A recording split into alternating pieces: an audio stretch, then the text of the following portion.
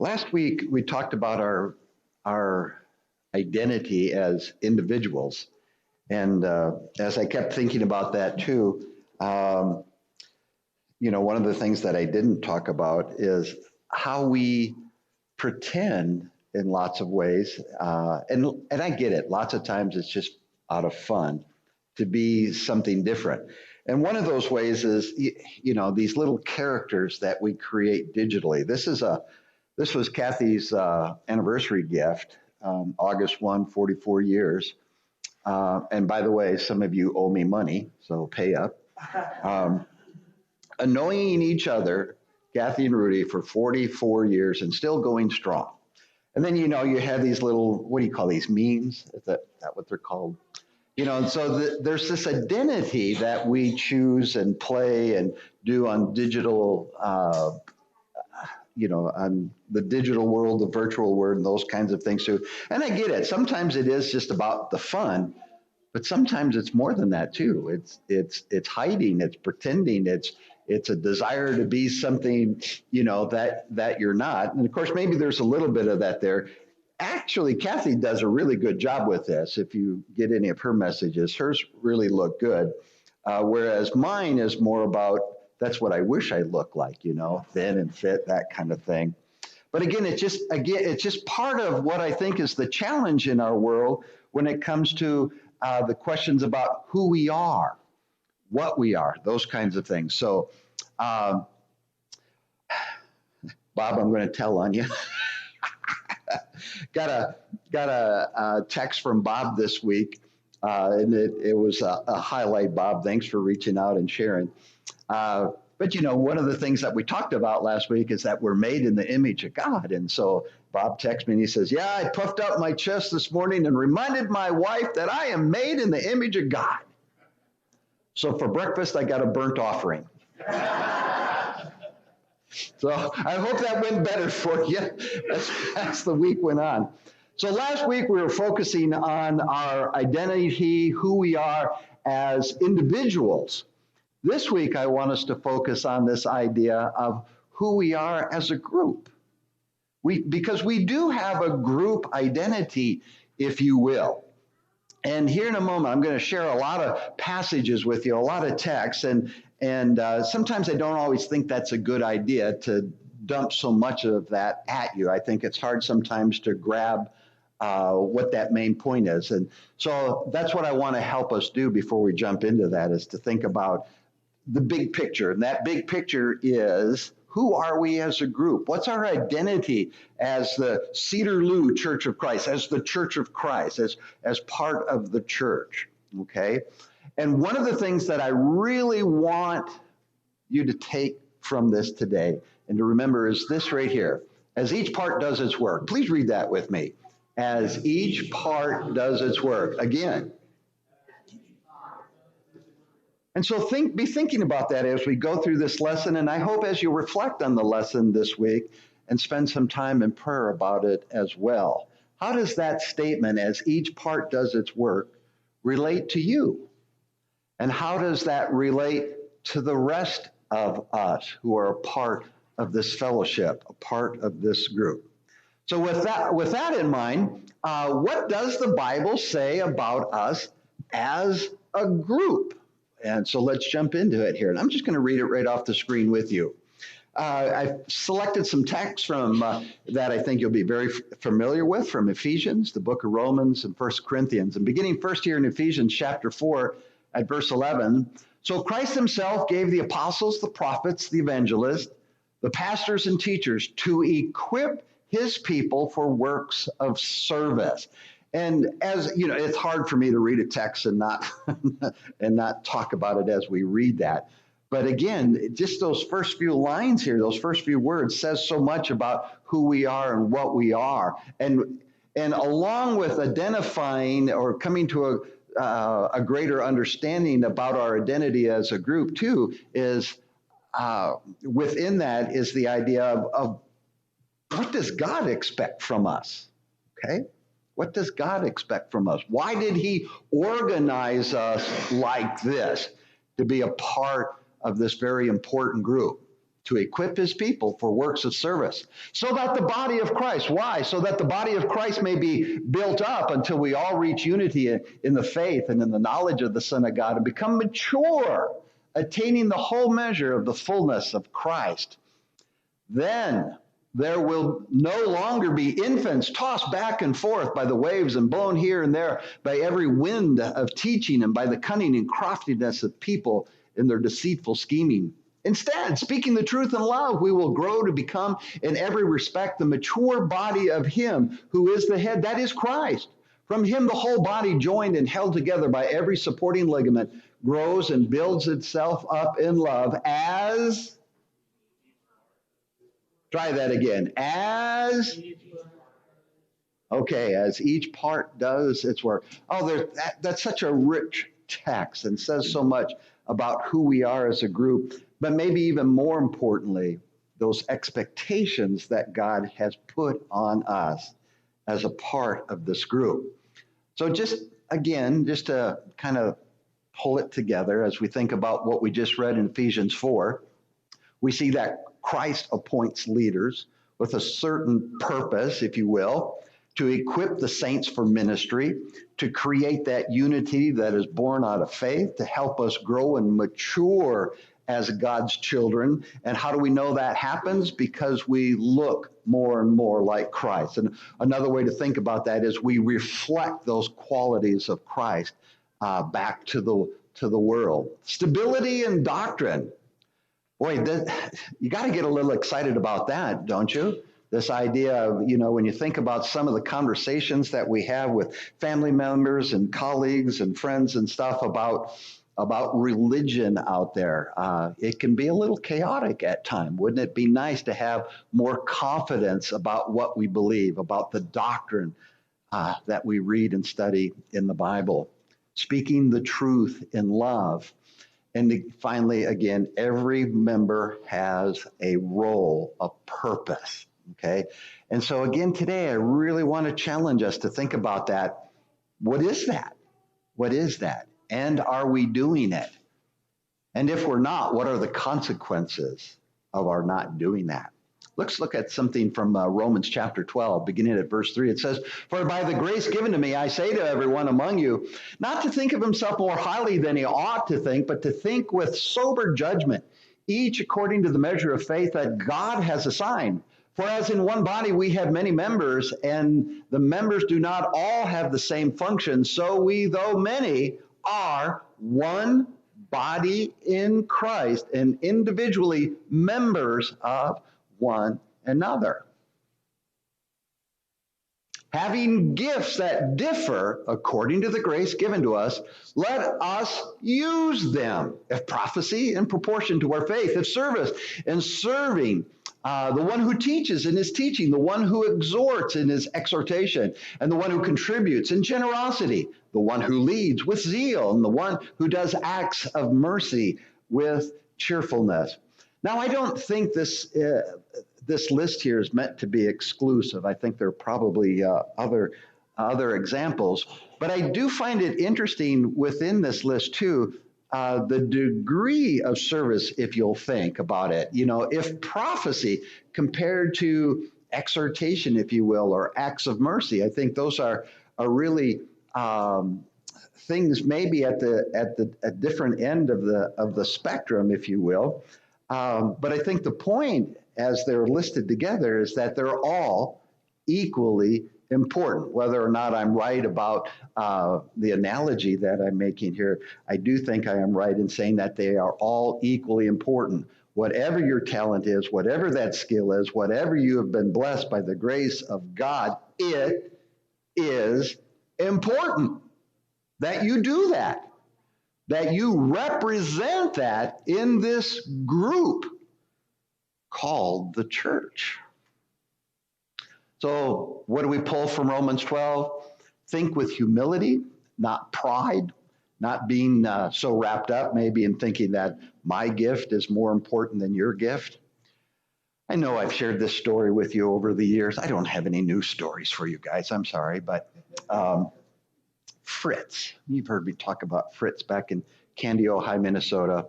Fritz was a dear friend.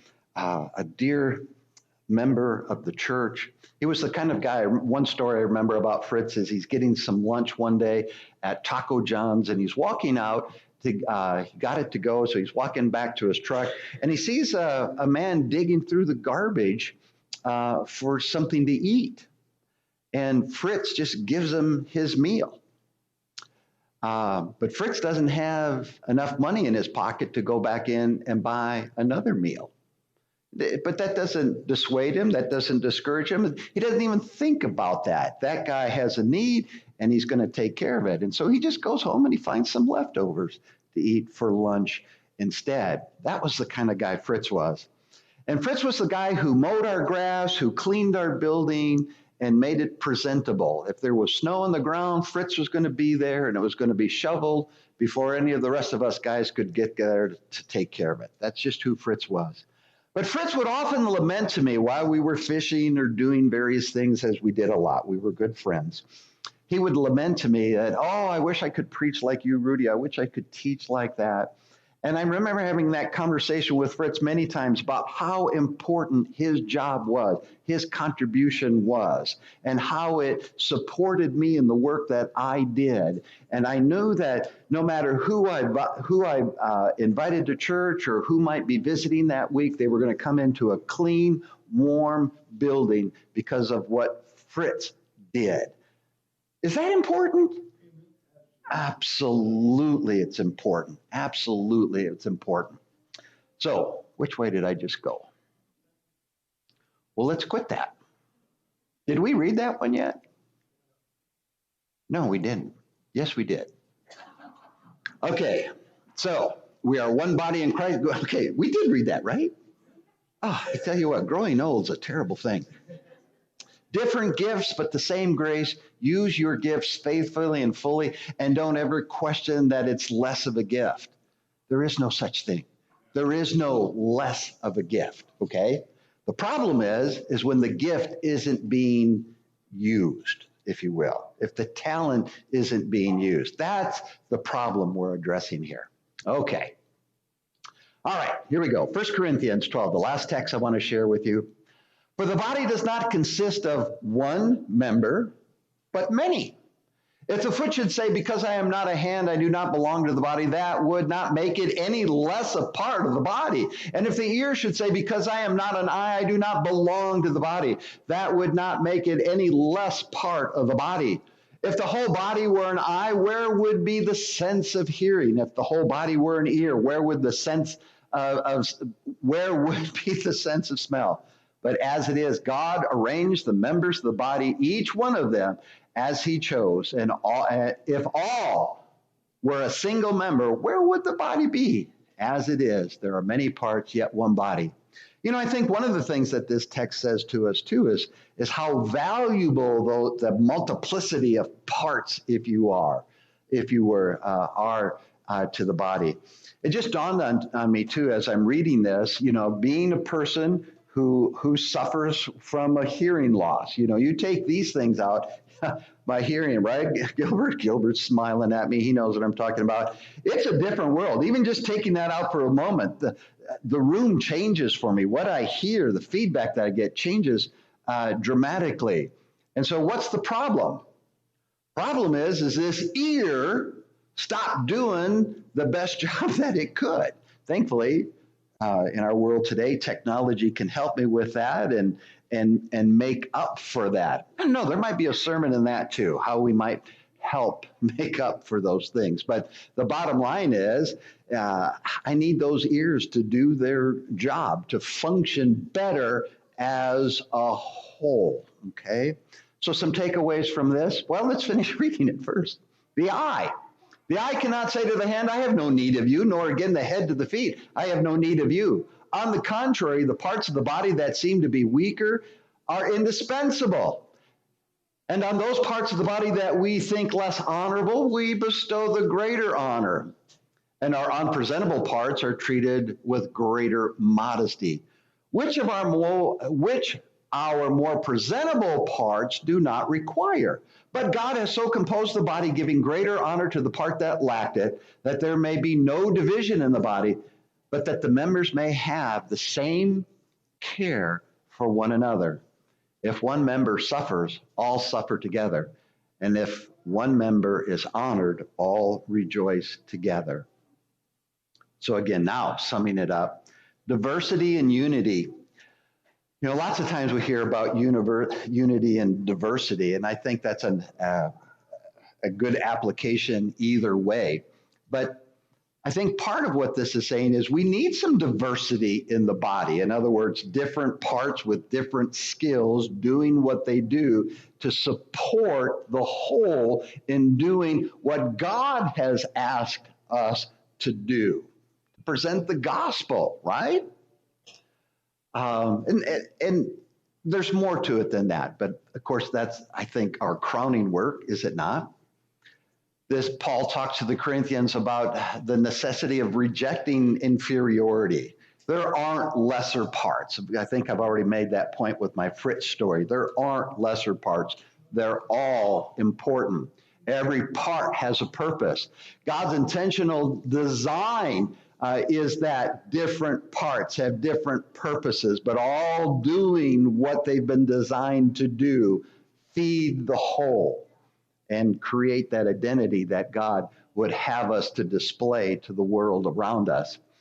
God's intentional design, it just causes me to think too, this is just a question that I've been really thinking about for years. Is it a sin to reject what God has made us to be? I hope that's a rhetorical question. I hope it's obvious to us that yes, that is a sin. If we're rejecting what God created us to be, I think that's a problem. And I think we live in a world today where it's all about be what you want to be, do what you want to do, without any recollection of what God may have had in mind when he created you. The idea again of rejecting superiority, honoring the less honorable, no division, mutual care, shared joy and suffering. I think we had a powerful, honestly, I've had a couple of powerful applications of this idea, shared joy and suffering. When we lost Jay, that wasn't just Colleen losing Jay, was it? It was all of us. It was all of us. And I'm just going to say it this way. If you didn't feel that loss, that pain, something's wrong. Your relationship in the body isn't what it should be. Okay? It's just not. I think we can't talk about what this is about, this body life, without understanding that we are to be so connected that when one suffers, it hurts us all. How many of you were mindful of Sandy this week? Sandy, you were on my mind, and I know the minds of many this week, thinking about you and lifting you up in prayer. I appreciate your example last week and your transparency and really the exercising of your faith, But again, do you think Sandy was scared? You think she's concerned? You think she's maybe having some thoughts about some things that maybe she hasn't had? Okay. Did that affect you? Again, I'm just going to be a little bit blunt here. If it didn't, that's a sign of a problem. You're not connected like you ought to be if that didn't affect you in some way. Okay. Now, lots of times I think that's a much more connectable feeling when we think about the suffering. And so maybe we need to learn too to celebrate more. What are those things that we should be celebrating as well?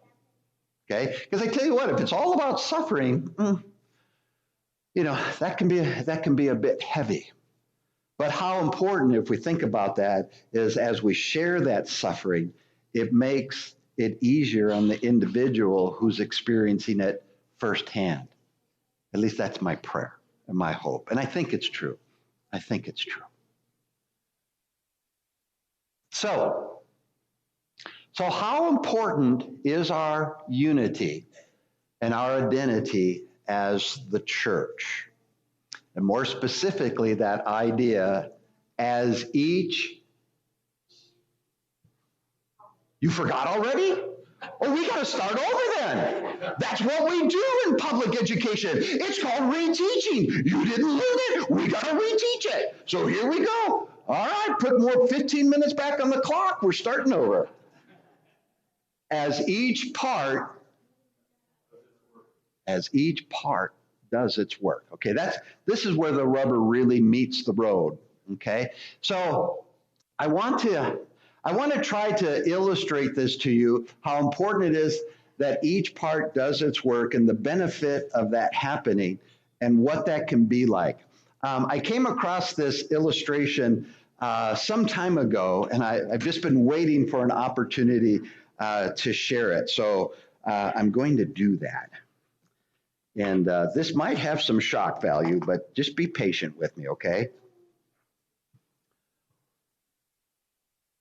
Now that I'm the preacher here, some things are going to change. I'm kidding, guys. I'm kidding, okay? I'm kidding. I know some of you are just sweating. I just know it. But let me rest you assured. I think once you see this, so just bear with me, you'll never forget it, okay? It'll just be one of those illustrations you'll never forget. And also, too, we're not going to be singing with the instrument or anything like that. Just going to demonstrate some things for you. And remember, we're talking about parts making up the whole. But I'll be honest with you, I think another reason I was comfortable in doing this, who invented music or created music? Now the Bible doesn't specifically say that, okay? But I think, we hear about music across the Bible, right? And instrumental music, especially in the Old Testament. We hear about music in heavenly worship. We're commanded to have music in our worship today, right? I mean, it's a big part of our life. Who are people that listen to music during the week? I'm a big guy like that. If you come over to my house and jump in the pool with us, I'm going to have music playing.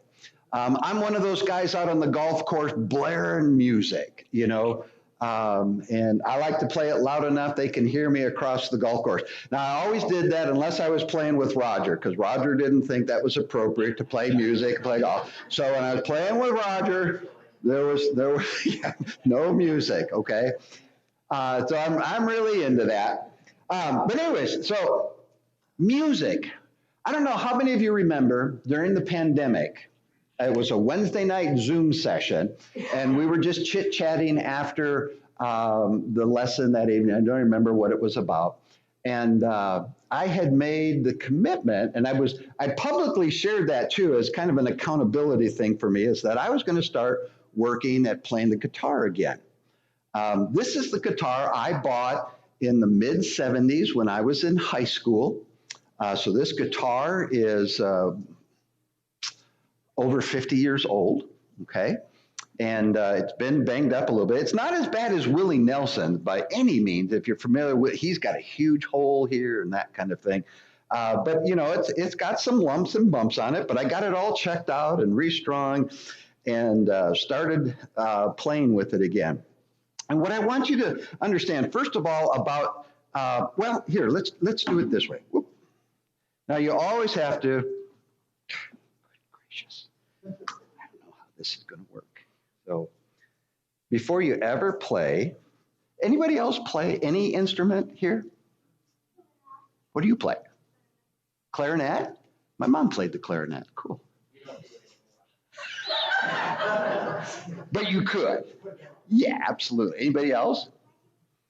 So, okay, what do you play? Okay, cool. So if I say, those of you who have some more musical knowledge than me, if I say something wrong, just correct it, okay? Just correct it. But since I started playing again, I've gotten really excited about some things that I've learned about about music. But first thing, let's see, you always, this is my little tuner thing, because I can't tune by ear. I can tell you when my guitar is out of tune, maybe. And these strings are still a little new, so newer strings tend to not hold their stretch and stay in tune.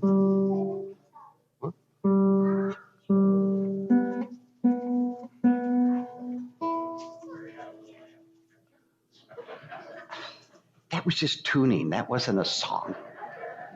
So.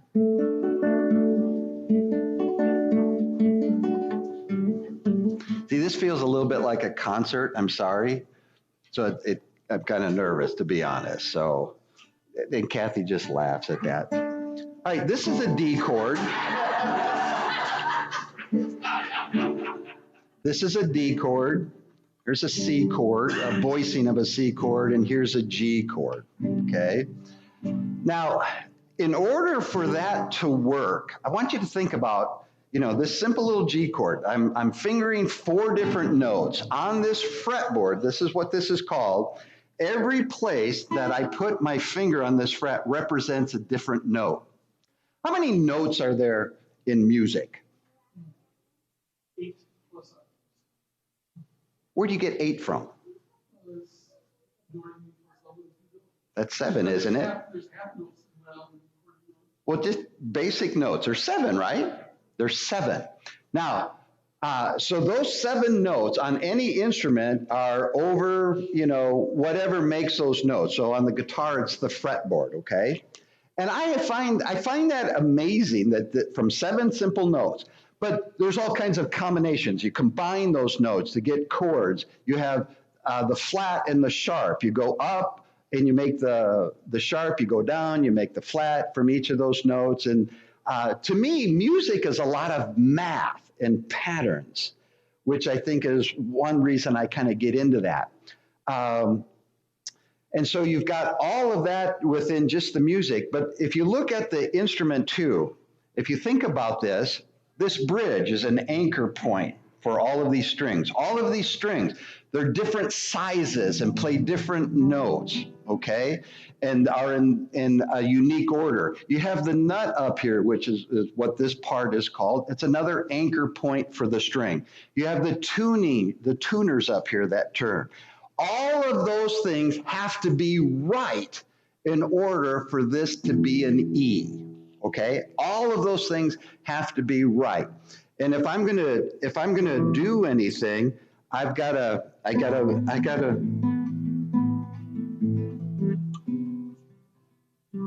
In order to do that, all of these things have to work together. These fingers, it's picking different things. I got multiple fingers going here, multiple fingers going here, and you can imagine, you know me well enough, how hard that is for me. And they're just going on, but that's just part of everything that needs to happen.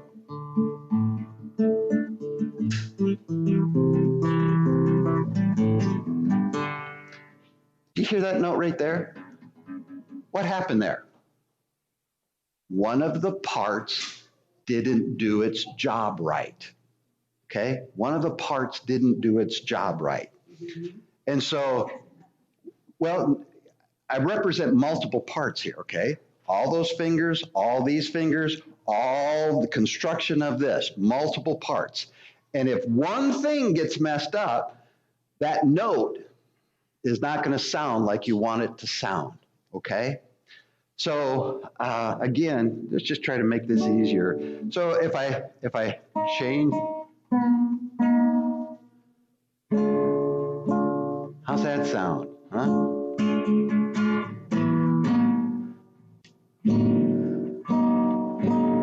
I can get it back in tune, but let's just be really dramatic.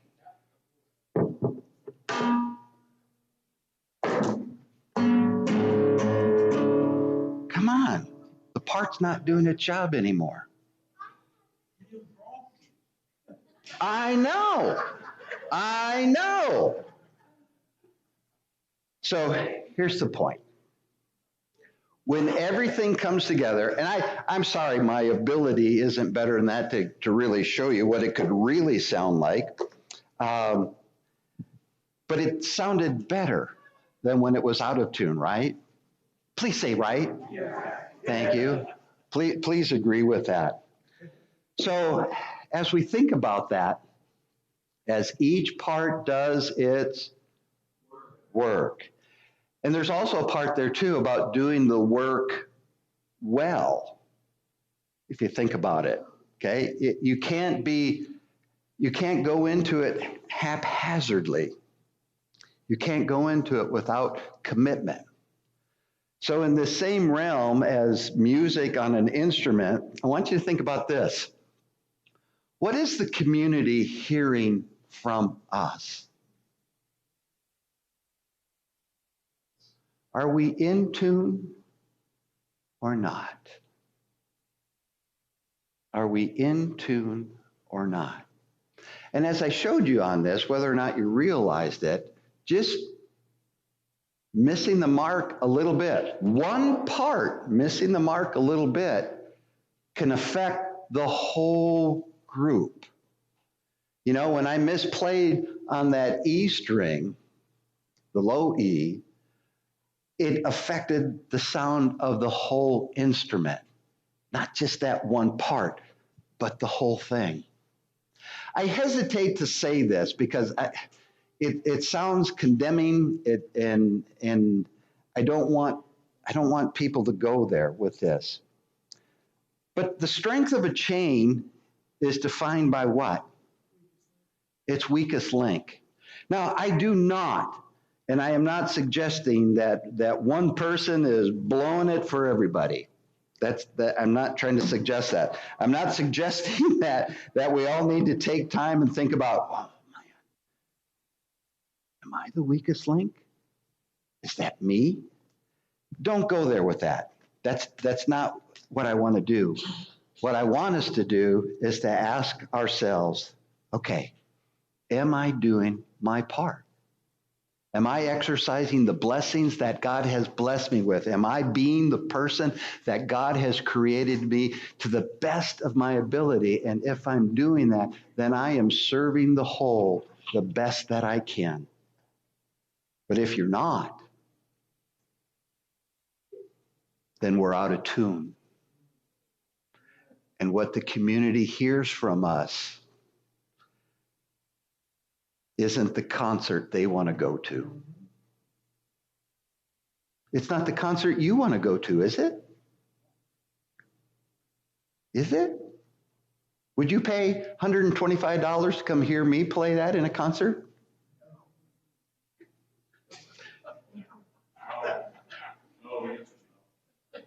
Correct. The answer is no. But if we're not sounding any better to the world around us, we are, let me say it this way, we're misrepresenting God. We're misrepresenting his son.